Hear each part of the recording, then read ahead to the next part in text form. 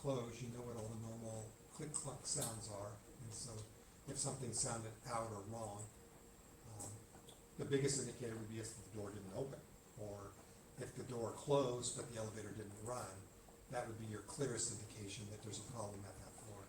The rollers need to be aligned in a particular location to avoid making contact as the cab goes up and down, right? That is correct. And what is the process of kind of confirming that that clearance hasn't changed?